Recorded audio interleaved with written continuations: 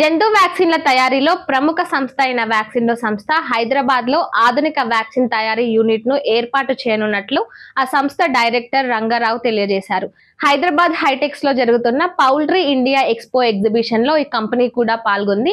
ఈ కంపెనీకి సంబంధించిన ఉత్పత్తులను ఆ ప్రదర్శనలో ఉంచారు. 2023 నాటికి హైదరాబాద్ ను పౌల్ట్రీ వ్యాక్సిన్ తయారీ ప్రధాన కేంద్రంగా రూపొందించడానికి ఇప్పటికే ప్రణాళికలు సిద్ధం చేసినట్లు డైరెక్టర్ రంగారావు తెలిపారు. ఇక దేశంతో పాటు విదేశాల్లో కూడా ఈ వ్యాక్సిన్లకు సంబంధించి ఎగుమతులు చేసే లక్ష్యంతో ఈ కంపెనీని ముందుకు తీసుకెళ్తున్నట్లు ఆయన వివరించారు. గుడ్ మార్నింగ్ అండి. నా పేరు రంగారావు బారు.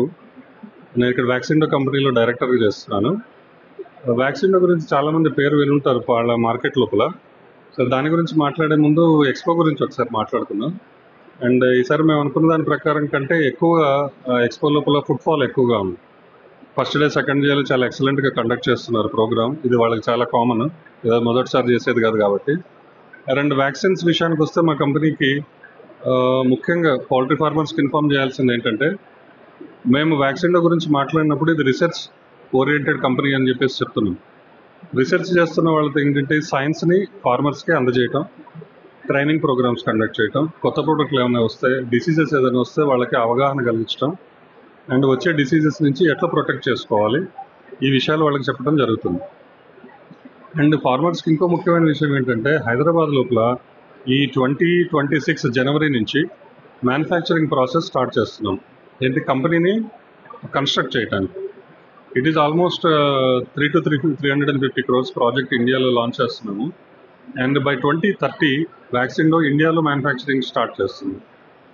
ఇదేంటంటే మేక్ ఇన్ ఇండియా ప్రాసెస్ అనేది ఇప్పుడు గవర్నమెంట్ వాళ్ళు కూడా ఎంకరేజ్ చేస్తున్నారు కాబట్టి.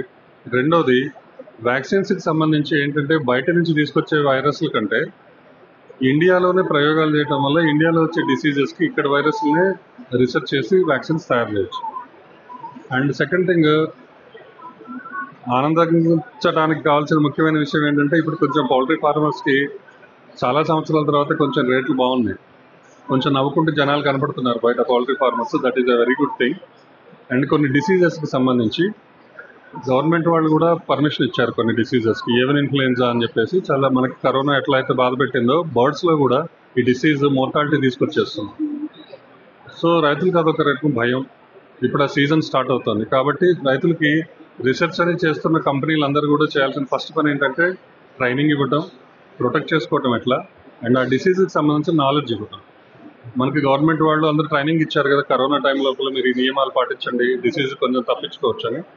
అదే రకంగా అండ్ ఆ డిసీజ్కి సంబంధించి మాకు ఇప్పుడు ఇండియాలో మ్యానుఫ్యాక్చరింగ్ చేయడానికి పర్మిషన్ లేదు, బట్ ట్రై చేస్తున్నాం గవర్నమెంట్ తోటి. బట్ ఆల్రెడీ కొన్ని కంపెనీలకు పర్మిషన్స్ ఉన్నాయి. మేము చేయగలిగింది ఏంటంటే మా తరఫున వాళ్ళకి సర్వీస్ ఎట్లా ఇవ్వగలంటే ట్రైనింగ్ ఇవ్వటం, వాళ్ళని కాపాడుకోమని చెప్పి. ఇది ప్రస్తుతం జరుగుతున్నది. అంటే కొన్ని మేజర్ డిసీజెస్ లైక్ ఫార్మర్ రెగ్యులర్గా వాడేది ఎన్డీ కానీ ఐబీ, ఇవి కొన్ని డిసీజెస్ పేరు చెప్తున్నాను మీకు. అండ్ బ్రీడర్స్ పేరెంట్స్ లోపల ఐబీహెచ్ అని, ఇండియాలో ఉండేటటువంటి టాప్ 20-25 కీ క్లయింట్స్ అంటాం మేము వాళ్ళని. అంటే చాలా పెద్ద రోల్ ప్లే చేస్తున్నటువంటి పౌల్ట్రీ బ్రీడర్స్, ఇంటిగ్రేటర్స్ ఉంటారు. వీళ్ళందరితో కూడా అసోసియేట్ అయి ఉన్నాం ప్రస్తుతం. ఇది మా తరఫున మేము ఇండియన్ ఇండస్ట్రీలో చేయగలిగినటువంటి సేవ. అండ్ ఫార్మర్స్కి ముఖ్యంగా చెప్పదలుచుకున్న విషయం ఏంటంటే, హైదరాబాద్లో ల్యాబ్ ఉంది and we are providing free services. దీంట్లో డబ్బులు కలెక్ట్ చేయడం అనేటటువంటి ప్రసక్తి లేదు. ఎవరైతే ఫార్మర్స్ ఇది వింటున్నారో చూస్తున్నారో వాళ్ళకి రిక్వెస్ట్ ఏంటంటే, మా కంపెనీ ఎంప్లాయీస్ ఎవరైనా ఉంటే పిలిస్తే వాళ్ళు మీ దగ్గర tissue samples, blood samples collect చేసుకొని వెళ్తారు. మీ దగ్గర అంటే బర్డ్స్ దగ్గర కలెక్ట్ చేసుకొని వెళ్తారు. అవి టెస్ట్ చేసి ఆ రిపోర్ట్స్ మీకు ఇస్తారు. డిసీజ్ కండిషన్ని మీ డాక్టర్ల ద్వారా ఆ రిపోర్ట్స్ తీసుకెళ్ళి వాళ్ళ డాక్టర్ల దగ్గర కూర్చొని మాట్లాడితే వాళ్ళు ప్రాపర్గా గైడ్ చేయగలుగుతారు.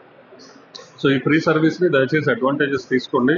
ఇది కమర్షియల్ సర్వీస్. చాలామంది ఏంటంటే కొన్ని కంపెనీలు ఫ్రీగా ఇస్తున్నాయి, మేము ఒక్కళ్ళమే కాదు, బట్ చాలామంది ఖర్చు కూడా పెడుతున్నారు సర్వీసెస్ కోసం. సో ఇది ప్రస్తుతం ఫ్రీగా ఇస్తున్నాం కాబట్టి దయచేసి దీన్ని యూటిలైజ్ చేసుకోండి. And one more time I'm telling you, by 2030 ఇండియాలో వ్యాక్సిన్డో మ్యానుఫ్యాక్చర్డ్ ప్రొడక్ట్స్ ఇండియాలోనే అవైలబుల్ అవుతాయి. ఇక్కడ తయారు చేసి ఇక్కడే ఇస్తాం. అండ్ సెకండ్ థింగ్, ఇక్కడ నుంచి మల్టీ కంపెనీస్ కూడా, మల్టీ నేషనల్స్ కూడా ఎక్స్పోర్ట్ చేయడం జరుగుతుంది. That is what I want to convey.